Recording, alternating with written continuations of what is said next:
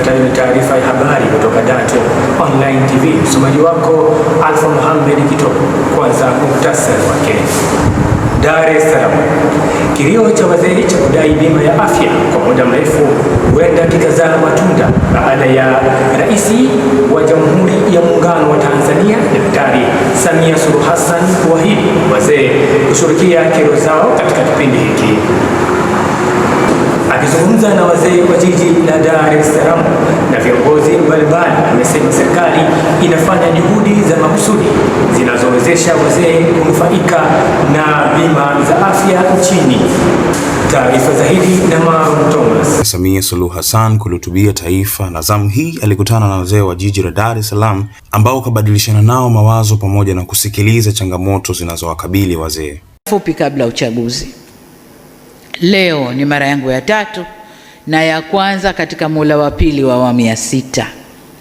Kuhusu masuala ya afya kwa wazee, Rais Dr. Samia Suluhu Hassan amezungumza na Waziri Dorothy Gwajima kuhakikisha wazee wanapatiwa bima za afya ziwasaidie kupata huduma stahiki kwa haraka. Nazungumza na baadhi ya wazee waliofika kumsikiliza Rais Samia Suluhu Hassan. Je, wamepokeaje kauli hiyo itakayowawezesha kuondokana na utegemezi?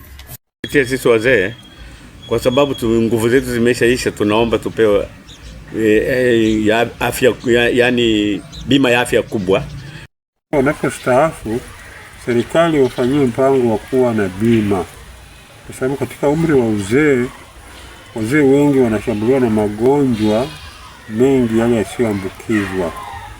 Kwa hiyo wanahitajika kwenda hospitalini mara kwa mara, na kama mtu hana bima inakuwa ni vigumu sana kupata matibabu yatakayomsaidia kuweza kupunguza. Kutoka Dar es Salaam, mtangazaji wako Marlon Tom wa Dar2 Online TV.